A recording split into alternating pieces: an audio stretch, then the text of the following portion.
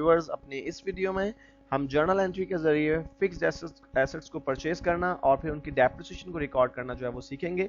तो viewers, fixed asset को purchase करने के लिए हमें सबसे पहले चार्ट ऑफ अकाउंट में उस फिक्स्ड एसेट का अकाउंट ऐड करना है जो हम परचेज करने जा रहे हैं। तो व्यूअर्स, अगर हम अपने चार्ट ऑफ अकाउंट की लिस्ट देखें तो हमारे पास जो फिक्स्ड एसेट मौजूद है वो सिर्फ एक ही है, वो है रिपेयर इक्विपमेंट।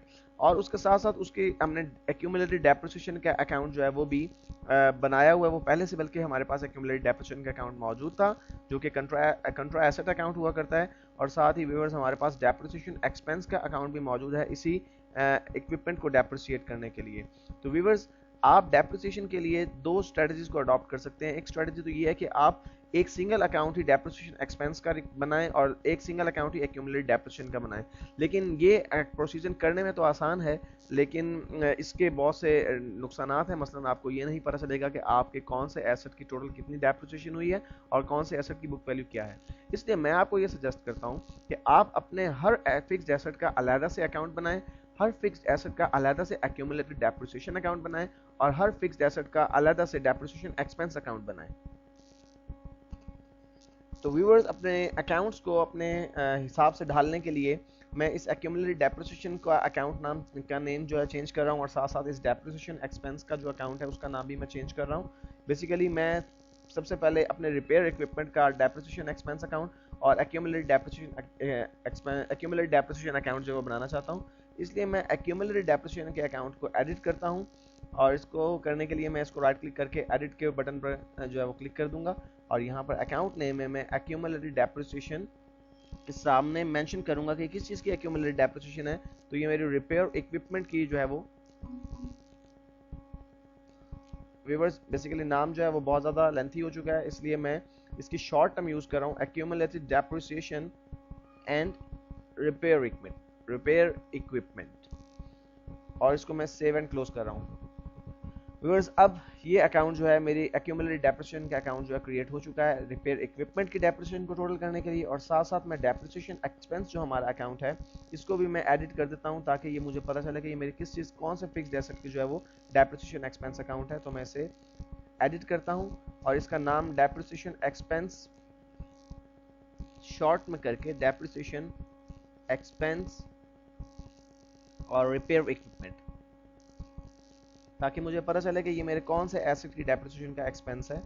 और सेव एंड क्लोज कर देता हूँ। इसके अलावा व्यूअर्स, मुझे 3 अकाउंट नए ऐड करने हैं। बेसिकली मैं फर्नीचर परचेज करना चाहता हूँ और उसके लिए मुझे उसका एक अकाउंट बनाना पड़ेगा। साथ ही साथ चूंकि फर्नीचर फिक्स्ड एसेट है तो उसकी डेप्रिसिएशन एक्सपेंस का अकाउंट भी मुझे बनाना पड़ेगा और उसके अलावा एक्यूमुलेटेड डेप्रिसिएशन एक्सपेंस अकाउंट भी मुझे बनाना पड़ेगा उसके लिए। तो 3 अकाउंट्स मुझे ऐड करना पड़ेंगे। तो मैं वो तीनों अकाउंट्स यहाँ से ऐड करता हूँ। सबसे पहले मैं फर्नीचर का अकाउंट बनाता हूँ और फर्नीचर चूंकि फिक्स्ड एसेट है इसलिए मैं फिक्स्ड एसेट का ऑप्शन सेलेक्ट करता हूँ और कंटिन्यू कर देता हूँ इसे।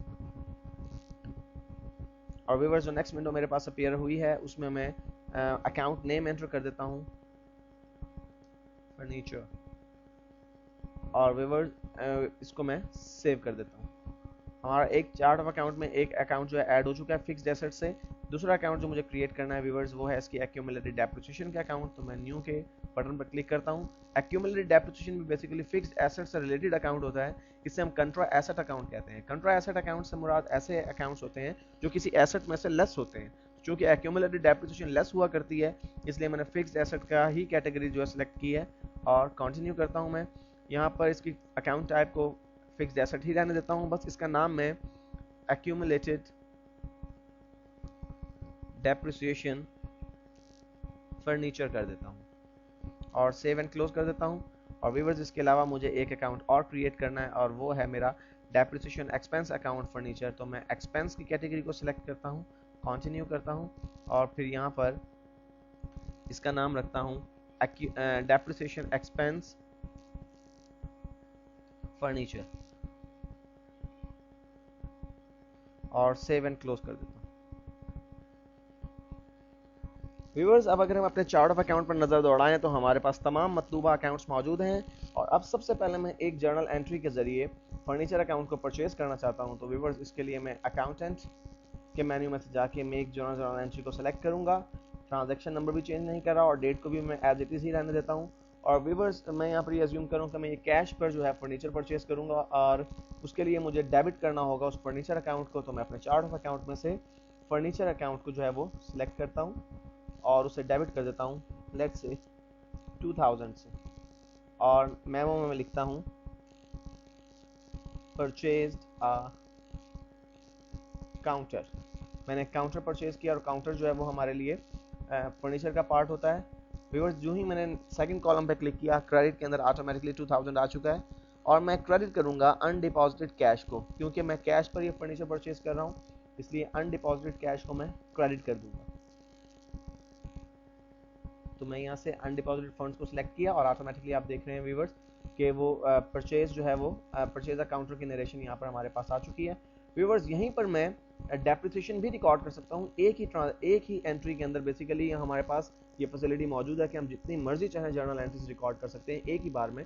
तो मैं इसी के साथ जो है डेप्रिसिएशन रिकॉर्ड करना चाहता हूँ अपने उस इक्विपमेंट की जो मैंने रिपेयर इक्विपमेंट परचेज किया हुआ है, और लेट्स से कि उसकी जो डेप्रिसिएशन हो चुकी है वो 500 की हो चुकी है।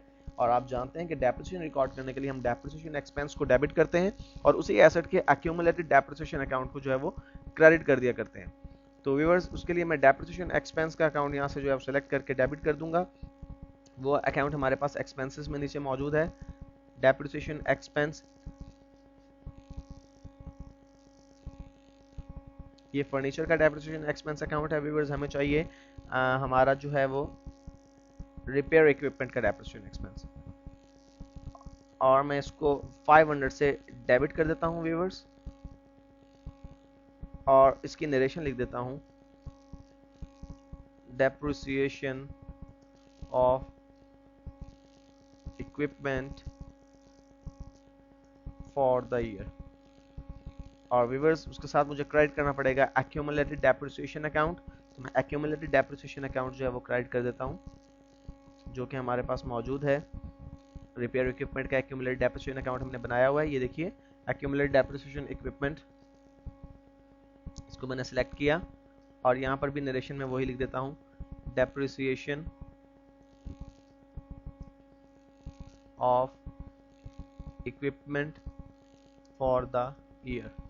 और व्यूअर्स इसको मैं सेव एंड क्लोज कर देता हूँ। व्यूअर्स बेसिकली आपको ये इंटीमेशन दे रहा है कि आपके पास अब फिक्स्ड एसेट्स आ चुके हैं और आप उन्हें एडिट और ट्रैक कर सकते हैं लिस्ट में से। व्यूअर्स मैंने ये ट्रांजैक्शन एंटर कर दी और मैं अब इसका इम्पैक्ट अपनी फाइनेंशियल रिपोर्ट्स पर देखना चाहता हूँ। तो व्यूअर्स रिपोर्ट्स में से सबसे पहले मैं बैलेंस शीट में जाकर देखता हूँ कि क्या हमारे फर्नीचर के अकाउंट में से फर्नीचर अकाउंट जो फिक्स्ड एसेट्स में ऐड हो चुका है। सेकेंडली मैंने जो डेप्रिसिएशन रिकॉर्ड की है अपने रिपेयर इक्विपमेंट की, क्या वो उसमें से लेस हो रही है। तो मैं रिपोर्ट्स के मेन्यू में से मेमोराइज रिपोर्ट्स और यहाँ से अकाउंटेंट के सब मेन्यू में जाकर बैलेंस शीट जो है वो उसको देखता हूँ। व्यूअर्स अगर हम बैलेंस शीट को देखें, हमारे पास फिक्स्ड एसेट की कैटेगरी यहाँ पर मौजूद है। आप देख रहे हैं कि फर्नीचर भी 2000 रुपए से हमारे पास जो हमने फर्नीचर परचेज किया वो आ चुका है 2000 फर्नीचर, और हमारा जो रिपेयर इक्विपमेंट था वो 20,000 का था। उसमें से अभी हमने जो डेप्रिसिएशन रिकॉर्ड किया है एक्यूमुलेटेड डेप्रिसिएशन की, वो 500 से यहाँ पर आप देख रहे हैं कि उसमें से लेस हो रही है उस अकाउंट में से। इसका मतलब है कि हमारे अकाउंट्स जो हैं वो एसेट्स अपडेट हो चुके हैं। इसके साथ साथ हमारी जो इनकम स्टेटमेंट है या जो हमारा प्रॉफिट एंड लॉस अकाउंट है उस पर भी डेफिनेटली इंपैक्ट डलना चाहिए, क्योंकि जो डेप्रिसिएशन एक्सपेंस है वो हमारे लिए खर्चा है। और हम देखते हैं कि क्या हमारे जो प्रॉफिट एंड लॉस अकाउंट है उस पर इसका इम्पैक्ट हो चुका है। तो व्यूअर्स हम देख रहे हैं यहाँ पर हमारे पास जो एक्सपेंसेस रिकॉर्डेड हैं उसमें हमारे पास डेप्रिसिएशन एक्सपेंस रिपेयर इक्विपमेंट 500 मौजूद है। इसका मतलब है कि हमारे फाइनेंशियल रिपोर्ट्स जो हैं वो प्रॉपर तरीके से अपडेट हो चुकी हैं।